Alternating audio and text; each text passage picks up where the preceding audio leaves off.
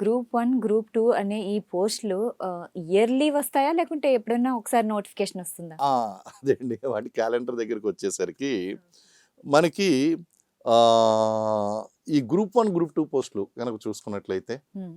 ఒక 5 సంవత్సరాల గ్యాప్తో వస్తున్నాయండి. 5 సంవత్సరాలు. అనుకోకుండా 5 సంవత్సరాలు అయిపోతుంది. ఆహాహా! యాక్చువల్గా ఏంటి అంటే గతంలో సంవత్సరం 2 సంవత్సరాలు దాని లాంగ్ బ్యాక్ అండి అదంతా కూడా. ఎప్పుడైతే తెలుగు రాష్ట్రాలు విడిపోయినాయో తెలుగు రాష్ట్రాలు విడిపోయిన తర్వాత మినిమం ఒక 5 సంవత్సరాల గ్యాప్ అయితే వచ్చేస్తుందండి. ఇప్పుడు జనరల్‌గా అయితే ఇప్పుడు ఎవరన్నా ఒక గ్రాడ్యుయేషన్ చేస్తారు. దీన్నే టార్గెట్ పెట్టుకుంటారు. గ్రూప్ 1, గ్రూప్ 2 మనకి ఈ జాబ్ కావాలని. 5 సంవత్సరాల వరకు రాకుంటే వాళ్ళు ఇంకా ఏంటి వాళ్ళ కెరీర్ ఏంటి? వాళ్ళు ఏం సంపాదిస్తారు? అందుకే అండి అంటే ఇది పర్టికులర్గా ఒక గ్రూప్ 1 ఉద్యోగం అని కాకుండా హుహు. తెలంగాణ పబ్లిక్ సర్వీస్ కమిషన్ నుంచి ఆంధ్రప్రదేశ్ పబ్లిక్ సర్వీస్ కమిషన్ నుంచి అనేక ఉద్యోగాలు వస్తాయండి.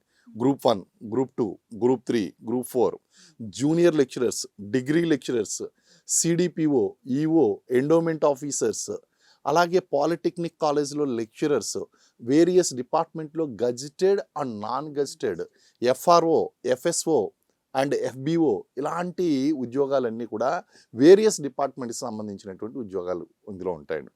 అయితే ఈ ఏపీపీఎస్సికి టీఎస్పీఎస్సికి ప్రిపేర్ అయ్యేటువంటి విద్యార్థులకి సిలబస్ విషయం దగ్గరకు వచ్చేసరికి ఆల్మోస్ట్ ఆల్ సిమిలర్ సేమ్గా ఉంటుందండి. హుహు. అంటే కనీసం 50% సిలబస్ మ్యాచ్ అవడము, లేకపోతే ఒక 60-70% సిలబస్ అనేటువంటి కామన్గా అన్ని సబ్జెక్టులకి మ్యాచ్ అవ్వడం అనేటువంటిది జరుగుతుందండి. ఓకే. కాబట్టి అభ్యర్థి అటు గ్రూప్ 1 దగ్గర నుంచి ఇటు గజిటెడ్ నాన్ గజిటెడ్ ఇతర ఉద్యోగాల వరకు అన్ని ఉద్యోగాలు ఆయా క్వాలిఫికేషన్స్ని బట్టి వాళ్ళు ప్రిపేర్ అయితే ఈ ప్రాబ్లం మీరు అన్నటువంటి ప్రాబ్లమ్ని అధిగమించడానికి ఓకే. అవకాశం. ఒకటి రాకపోతే ఇంకో ఇంకొకటి దానికి ఇంకో ప్లాన్ దానికి ఏ అప్లై లేకపోతే చేయొచ్చు. Plan B